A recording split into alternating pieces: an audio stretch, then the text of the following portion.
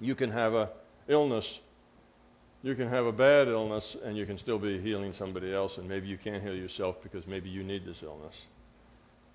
So I wouldn't say it's irrelevant whether you heal yourself first, but healing yourself in any case is always good because you're sending that positive stuff to you. So if it's just a matter of course that you work on yourself whenever you work on anybody, that's fine. That's no problem with that. Now, talking about working on self. As a beginner, you ought to work on everybody and everything, right? Because that's just practice. The more you practice, the better you get. Keep your data. Make sure you find out, is that, did they get well? Did you see what was wrong with them? And so on. But don't get in the point where you are trying to run your life and everybody else's life either, including yourself. You need to know that you're here to interact with whatever you interact with. Don't start trying to manipulate your own reality so that you're always healthy. You never get this, you never get that. You don't want to take yourself out of the game by interfering with your ability to learn something by the interaction. If you're headed down some sort of path because your behavior or your ego or something is causing you enough stress or enough negativity or what that turns into an illness, you need to deal with that. Just getting rid of the illness doesn't help you get rid of the negativity. You see, better have the illness and deal with it.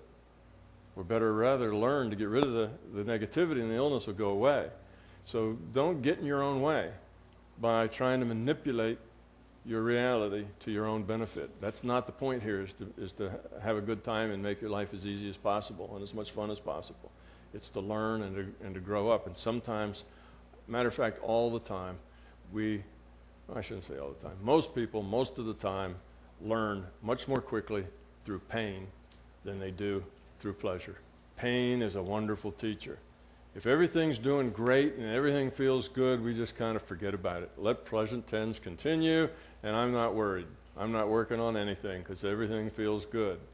When we get pain, it's like, oh, what's that about? I better get serious. I better clean up my diet. I better do this. I better do that. Pain is a motivator. So we need that pain. Otherwise, we just sit around and not do anything.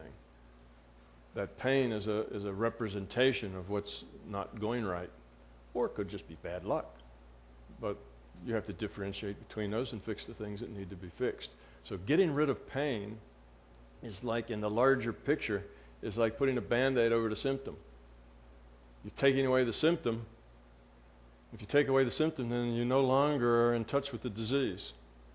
The disease will just continue to fester. Next time that pain comes back, it's going to be bigger because you've left it fester longer. And pretty soon you won't be able to do anything about it because it's going to overwhelm you. Better to deal with it before it gets that big. Okay, so don't try to... Healing yourself and working on yourself is good, and as a beginner, I suggest you do it because you probably aren't to the point where you're manipulating yourself into a false reality. If you get to the point where you start feeling like that might be the case, then you cut it out. Don't do it anymore. Take your lumps as they come. You don't have to order your reality to be the way you want it. You'll learn a lot more if you just take the reality straight up the way it happens to you. I noticed in the beginning, over here. There you are. Yeah, when it comes out of the speakers, it all sounds like it comes from the same place. Yeah. Right. That there was a small bullet about hemisync. Would you explain either your involvement or experience with hemisync? Yeah. And is it similar if you know what holosync is? I don't really know what holosync is. If you could explain it to me, I could tell you whether it was similar or not. But my involvement with hemisync, if you want to get more of the story of it, you can go to YouTube, and there's a thing that I put up about 2 months ago from TMI. I was the keynote speaker at the Monroe Institute's professional seminar, and I gave a little history of the existence of TMI and the existence of hemisync. And hemisync came about when Dennis Menerick and I were working in the labs. Dennis read an article in a Scientific American written by Dr. Oster, and he had studied binaural beats and had the idea that binaural beats might entrain brainwaves.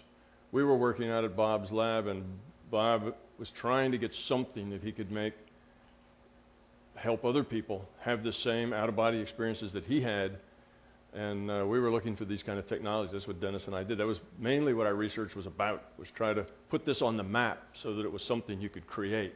As long as you can't do that, then nobody takes you seriously. So we were working that. Dennis made a tape, the binaural beats. We took it out to the lab, and it worked really well for brain entrainment. Now, we had already been a year and a half, 2 years in our training. So we were very sensitive with our consciousness of what affected our consciousness and how.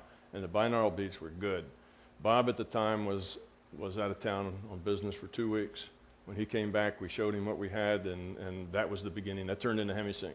Bob mixed that binaural beat with some relaxation sounds he had. It was some pink noise that was modulated in I think it was a combination of 4 hertz and about 2 hertz in the modulation. It was like a slow wave with a faster wave riding on it. And the binaural beat was laid in the background. And we spent probably 2 or 3 months going through all different kinds of frequencies, waveforms, amplitudes, to try to come up with an optimum thing. And that then is what turned into HemiSync. Bob patented it, and it one day became kind of the root technology of TMI. But back when we were doing it, there was no TMI. There was no Monroe Institute. It was just Bob and Tom and Dennis up, having fun in the lab, trying to figure things out. So, but that's all that history's in that tape, if you like. So that's my association with HemiSync. It's a good technology, but it's a tool like any other tool. It's like meditation's a tool. It's training wheels, like most tools. You use them while you need them, and then you graduate from them sometimes. HemiSync is a binaural beat. Put one tone in one ear, one tone in the other ear. The difference between those 2 tones will cause a beat frequency in the corpus callosum, which is the membrane between the 2 hemispheres. That beat frequency will tend to drive your EEG. So if somebody puts an EEG on your head and you get a beat frequency of 4 hertz, they'll measure a much more energy in the theta wave. They drive your brain waves into that state. That theta wave at around 4 hertz is very productive. When you get into that meditation state of point consciousness, you're in that 4 hertz theta wave. So it's driving people into that spot. So what it does, it's like training wheels on your meditation bicycle. Kind of pushes you there. Well, it does push you there, and if you can't meditate at all, it's a good thing to do because it'll let you experience what it's like to get there and come back and get there and come back, and that'll help you get there on your own. But like all training wheels, you need to know when to take them off, because you'll never be a really good bike rider. You'll never make it in the Olympic bike riding contest with training wheels on your bike. Make a binaural beat. What you do is what you want is the difference to be about 4 hertz. You want a bass frequency that you like. Sounds good. Most guys like lower frequencies, like 100 hertz or something. That's kind of a low kind of thing. A lot of women like it higher, like maybe 5,000 hertz, which is a little higher tone. But some guys like that too. It doesn't matter. Get a bass frequency that you like. Then make that bass frequency plus that bass frequency in 4 hertz. So like 5,000, it's 5,000 and 5,004. It's 100, it's 100 and 104. 2 frequencies. It's stereo. You have to put it through headphone. 1 frequency in each headphone. All right, listen to it. Just listen to it. Now, if you are just a beginner, you can put in a ramp. You can start out at, say, your typical alpha. Most people get into alpha when they're just relaxed. Okay, so you start out so that the beat frequency is 10 or 12 hertz or 14 or something that's comfortable for you, and then you step it down every minute or 2. You step it down a hertz till you get it down to 4. So that's what I mean by a ramp. It kind of ramps you down slowly so that you don't just suddenly get it. And then when you're done, you can ramp it back up slowly. But the up ramp can be shorter than the down ramp.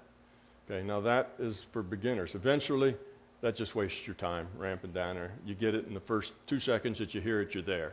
You don't need any ramps. But to begin with, you can build these ramps. So anybody can do this if they want a little help with their meditation. Go up on Google, do binaural, B-I-N-A-U-R-A-L, binaural beat, and make one. You got to experiment. Okay, it's individual. How long your ramp is has to do with you. What the bass frequency is has to do with you. It doesn't actually have to be exactly 4 hertz. It's slightly less than that. It's like 3.85 or some kind of thing like that. This is the best guess that we could make it, but 4 is close enough. Okay, so 4 is good enough.